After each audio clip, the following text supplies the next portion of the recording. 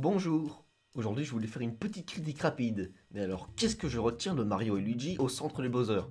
RPG d'Alpha Dream Corporation, sorti sur Nintendo DS en 2009, le jeu eut un très grand succès sur la console, considéré même comme le meilleur de la franchise Mario et Luigi. 11 ans, bon sang. J'ai eu ce jeu il y a 11 ans, et je n'y ai retouché qu'il y a 2 semaines à peine. La petite rubrique de Endud m'a donné de la nostalgie, et je me suis donc replongé dans cette étrange aventure passionnante en compagnie de nos deux frères immigrés italiens, de la fille de Kirby de Starfy, semblerait-il, et notre cher antagoniste Tortue Dragon Bara. Pour faire court, Grakowitz, antagoniste de Superstar Saga, revient pour se venger et assujettir le monde. Les frères auront la ref. Et après s'être fait manipuler, Bowser fera entrer en lui Mario et toute sa bande. Non, enfin, par la bouche, je veux dire. Ah mais non, pas comme ça! Et se suivra moult péripéties pour empêcher la terre des Godmiches sur pattes de sombrer dans les ténèbres. Bon, le jeu, comme je l'ai dit, est un RPG, genre dont je n'ai jamais vraiment été fan. Enfin, surtout à l'époque, par rapport au farming des points d'expérience, que je trouvais tellement long et chiant à faire. Et du coup, comme dans Earthbound, je me retrouvais coincé dans le jeu, car je ne savais plus avancer. Ouais, c'est con. Cependant, j'ai voulu m'y conformer et combattre plus que d'habitude. Et... ouais, le jeu est vraiment fun.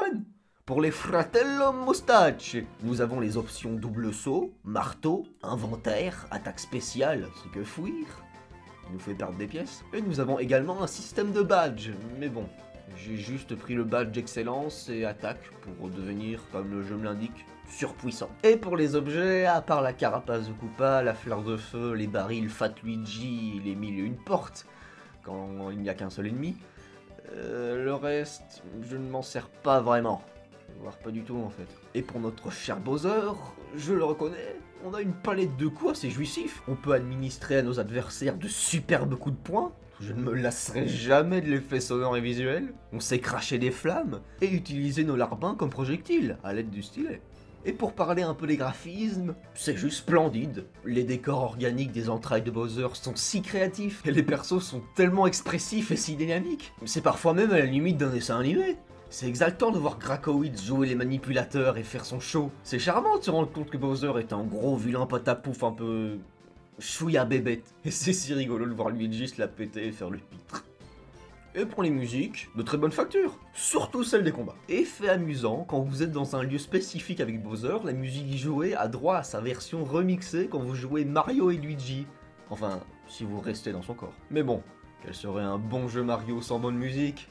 Pas vrai Paper Mario 64. Sorry pour les fans, je trouve beaucoup de tracks de ce jeu pas terrible. Et pour terminer, même si je n'ai pas atteint le rang secret final, j'ai eu assez de niveau pour battre le boss de fin. Mais même si l'ambiance était spectaculaire et la musique épique, j'ai finalement trouvé ça un peu facile.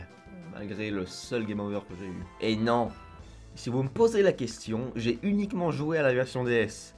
Malgré le fait qu'il a l'air plus détaillé, le remake 3DS manque d'intérêt et serait même plus lent. Enfin, j'avoue que ce fut une expérience très plaisante de rejouer à ce jeu. Je me ferais bien le précédent.